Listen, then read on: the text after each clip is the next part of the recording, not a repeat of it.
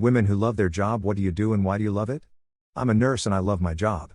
I work in a nursing home and a lot of the patients I work with have dementia. I love that not every day is the same. There's always something new happening. I also love making a difference to my patients' lives. Seeing them smile from the smallest gesture. The hours are long and it is highly stressful with a lot of staff shortages, but my patients come first and I'll always help them however I can. I'm a specialist bookseller and my bookshop is an esoteric one called Watkins Books. In London, UK. I love my job to bits as I love spirituality and there's always something to find out about. I also love helping people in need and browsing rare titles. Which is something that I get to do every day. I love taking care of the books and rare, fabulous statues from Buddhism and Hinduism. I fall in love with a new subject at least once a month. I love that my magical bookshop is literally surrounded by museums and other cool shops. So when I have my break I get to see all this. And my colleagues. They're my friends and family and I cherish them so much. I am an academic supervisor at a school with branches all over the country. I used to love my job because it made me feel like I made a difference in many people's lives, teachers, students, supervisors, etc. I train teachers. And I love to see them light up when they finally master a specific technique or when I validate their concerns and initiatives. Students are our core customer here. So seeing people accomplish their goals and being by their side throughout their journey has been extremely meaningful and fulfilling. I felt like the company was going forward and the sky was the limit. And I could truly help with those plans to grow. Things have changed though. People who are still practicing social distancing. What is your reasoning? This is a virus that can kill the first time you get it. Vaccines are not 100% and some people can't take vaccines of any kind due to immunosuppression or immunostorm conditions. Such as those with serious pre-existing infections, etc. The mere fact that you're vaccinated doesn't mean you're not spreading it to others. Old-fashioned social distancing and PPE are still counsel to the wise overall because contrary to what the government would have you believe there are still significant pockets of infection spreading which may cause a secondary pandemic if we see a novel mutation. I have 2 immunodeficiencies. One rare. Aside from masking and social distancing, there really isn't a way to ensure I'm protected as well as the general population in terms of vaccines. There are few to no drugs for immunocompromised people left that work, monoclonals. If I catch COVID, there is a high chance of disability or severe damage. These past 4 years have been hell.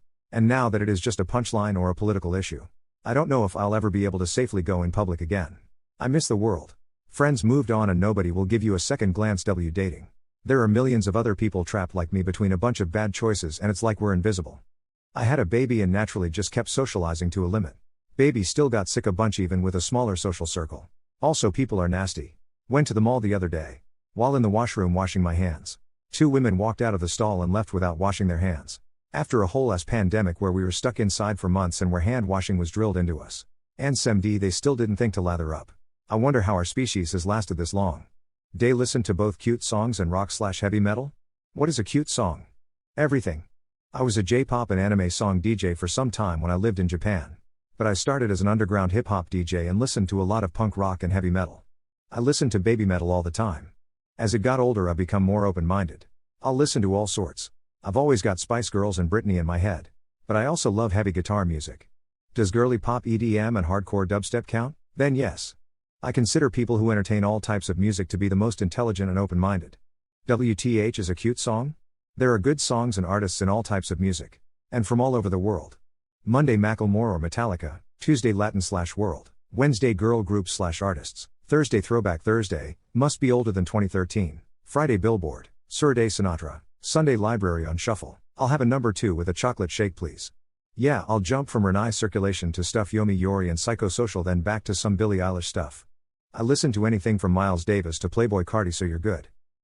37 meters, got shit from Descendants, a Disney Channel movie my daughter has made me watch.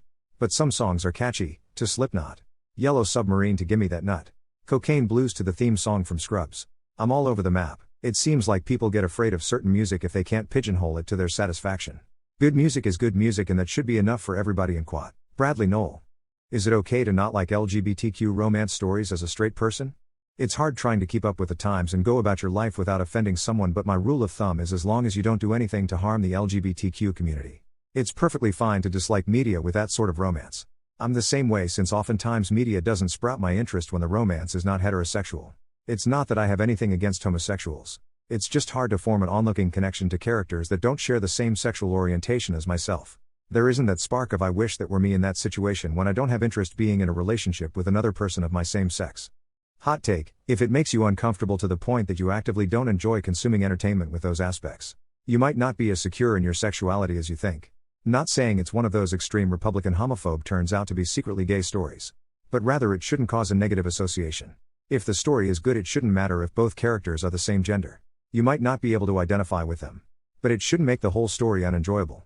Might be worth exploring in therapy, e.g. IFS is great for this. Which part of you has such a strong reaction and where this comes from? I think of it like this: I'm left-handed. For me, using my right hand for everyday things feels about as unnatural and uncomfortable as it would be for a right-handed person to use everything with their left hand. If they opened up a leftorium store that sold things primarily for us sinister people, I'd be pretty stoked, but the right-handers probably wouldn't care less because they're not the target audience. But if they still tolerate left-handed people, then it's fine. They don't have to like something that wasn't made specifically for them. So it's the same for people of different sexualities.